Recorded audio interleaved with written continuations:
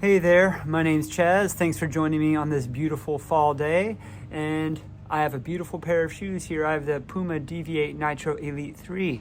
And this is the second pair of this shoe that I have. And if you know anything about me, I rarely buy more than one pair of the same shoe because I like novelty and I like variety.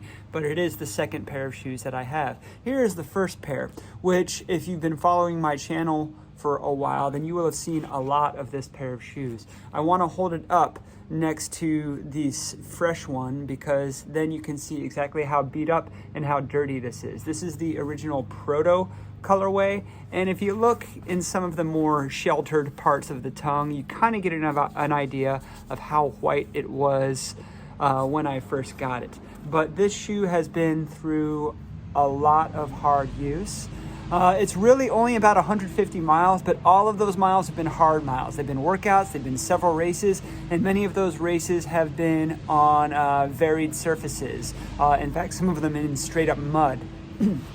So that's why it looks as soiled as it does. Although the underside of it and the outsole looks pretty good. Even on my left shoe, which is the more worn shoe, you only get a little bit of abrasion on this lateral midfoot here, which is where I see the most of my abrasion. The big difference you'll see in the bottoms of these shoes is the new one still has the Puma logo on the bottom, which is just painted on. Usually this is gone in about 1 to 2 runs on Puma shoes. So you can tell I have not run a single step in this new version yet. So why am I making this video? Well, I want to compare an old, well-used version of the Deviate Nitro Elite 3 to a brand new version to see how much of the zip has been lost, how much of the elasticity has been lost, how much it's still retaining. Because I think this is a shoe that's going to serve me well as a trainer, as a beater, as a variable surface racer. In fact, you're going to see this shoe in 1 or 2 shoe offs to come because I still use this as kind of a super shoe for the trails. More on that later. So I want to compare these side by side, so I'm going to do a little one-on-one shoe off with the same shoe, just different pairs. Actually, I will add, before I take these on the road, I weighed these side by side, and the amount of grit in this shoe has in fact changed the weight. This shoe came in both left and right at about 215 grams. In my men's US size 9.5, that's about 7.5 ounces. Whereas the brand new version, I think the left shoe was 198 grams, the right shoe was 201 grams. So that's about 7 ounces and 7.1 ounces. So there's about a ½ ounce worth of grit in this shoe that I have not been able to really clean out of it. And you can tell some of it, especially on the upper, has gotten caked in there, and a little bit on the midsole. Anyway, I don't think that's going to affect too much of the performance, and I don't think I'm really gonna feel that weight, but yeah, just so we have full disclosure there.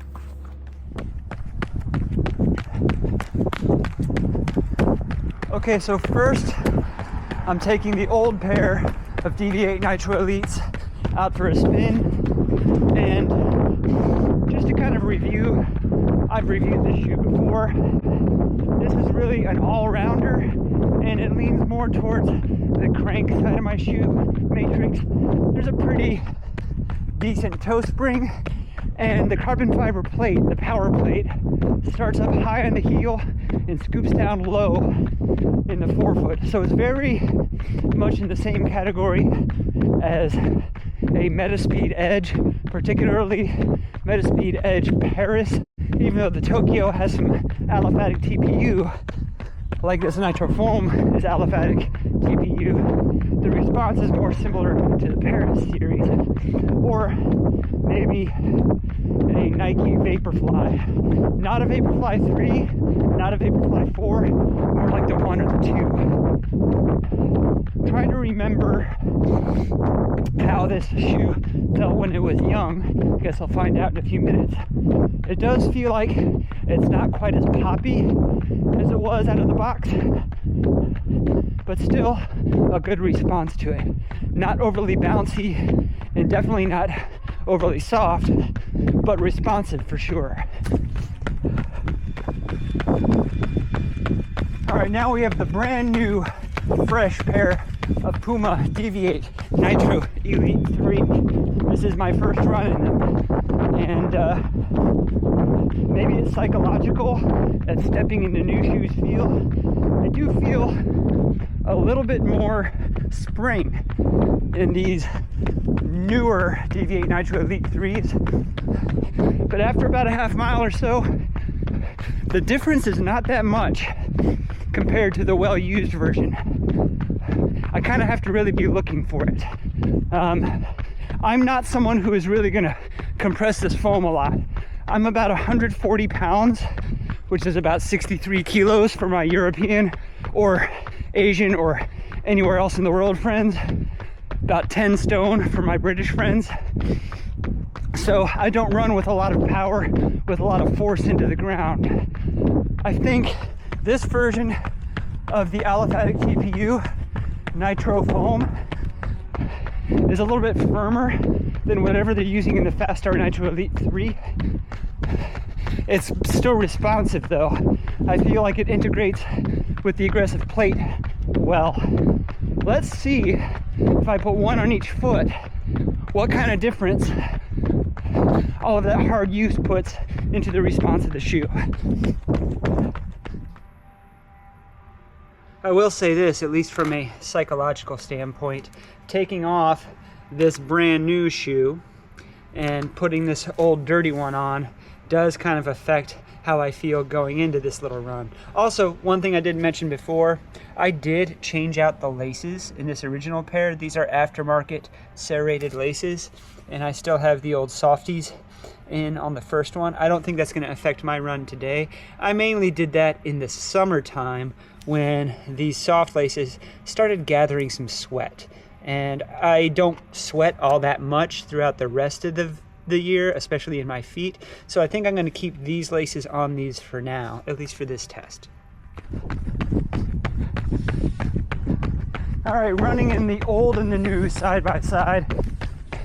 I am glad that I got a new pair of the Deviate Nitro Elite 3 because side by side I can perceive the greater spring in the new pair. Now, it's perceptible if you're looking at it, or looking for it, I should say. Maybe like 10% more spring, 15%. It's hard to quantify. I don't use a Stride foot pod or anything. But the older pair does seem a little flatter to me. Are they still great shoes?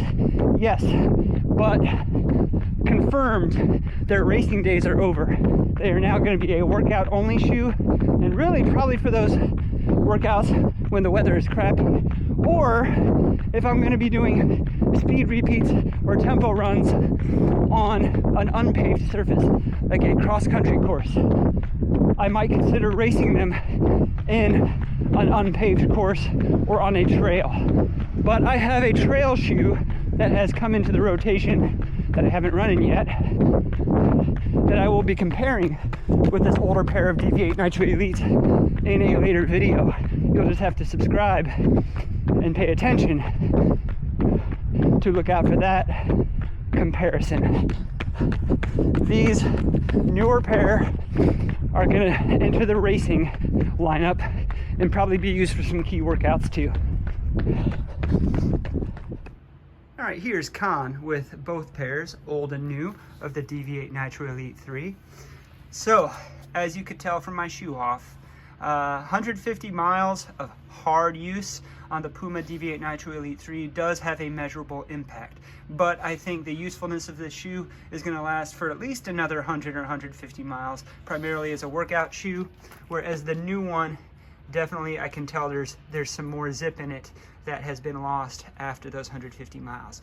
Now, it should be said that 150 miles is not a lot of mileage. Maybe it is for a race shoe, but the kind of miles count. If you were just doing easy miles, which I don't think you would do in a shoe like this, then it probably wouldn't get worn down as quickly. Also, many of those miles were on varied surfaces, were on unpaved surfaces, many of them in inclement weather or through mud. There's a lot of grit that's gotten in this shoe, maybe even in the midsole, that might have affected the lifespan of the shoe. But I think the aliphatic TPU midsole is going to be more long-lived than a Puma-based midsole, which seems to start dying as soon as you start using it. But it may not be as long-lived as some of the old school TPE that you would find on something like an Adidas Adios Pro 3.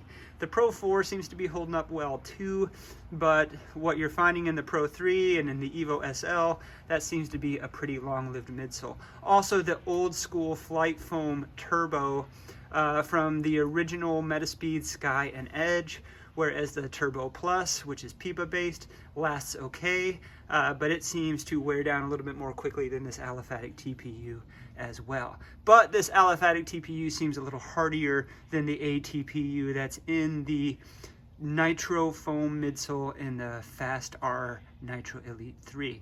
So this is a workhorse of a race shoe. The new one's going to be my racer, and this one's going to be an inclement weather workhorse. Hope you've enjoyed this.